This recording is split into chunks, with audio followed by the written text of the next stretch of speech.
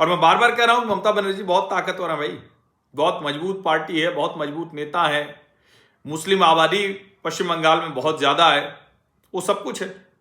हालांकि अभी जो 50-60 लाख मतदाताओं का जो वेरिफिकेशन होना है वो अभी तक नहीं हुआ है, लेकिन ये बहुत सी चीजें हैं उसमें।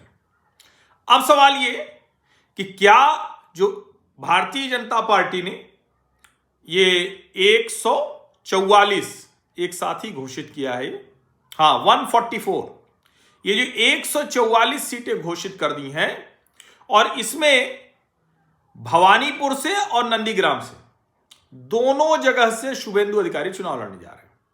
तो जो मैंने उस दिन कहा था, ये आज नहीं कह रहा हूं कि अभी घोषित हो गए इसलिए कहा, उस दिन जो मैंने कहा था अब वो होता हुआ दिख रहा है। यानी ममता बनर्जी डर के मारे नंदीग्राम नहीं जा पाई। अब या तो ममता बनर्जी लड़ें दोनों जगह से, नंदीग्राम भी जाएं, और भारतीय जनता पार्टी के शुभेंदु वो जा रहे हैं लड़ने के लिए दोनों ही जगह पर। तो शुभेंदु अधिकारी वहां से भी लड़ेंगे अपनी नंदीग्राम सीट से, और भवानीपुर से भी लड़ेंगे।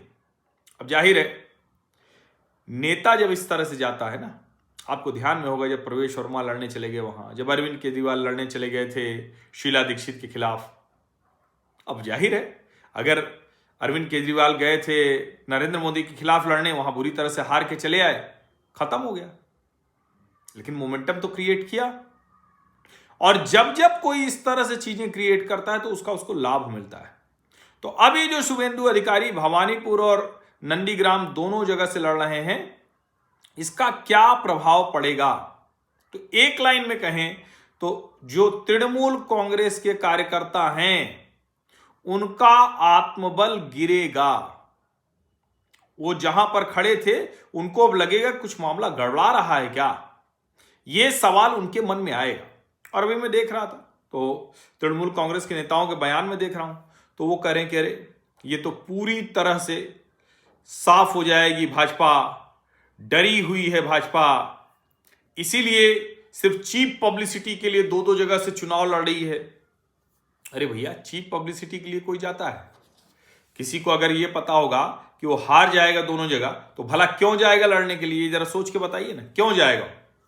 लेकिन अगर शुभेंदु अधिकारी वहां गए हैं तो इसका सीधा सा मतलब हुआ कि शुभेंदु को भी आत्मविश्वास है कि नंदीग्राम तो हम जीतेंगे ही जीतेंगे, और अगर भवानीपुर भी जीत गए तो इसका सीधा सा मतलब हुआ कि भारतीय जनता पार्टी 2026 में पश्चिम बंगाल में इतिहास बना सकती है। वो ठीक वैसा ही जैसा 2011 में ममता बनर्जी ने बनाया था।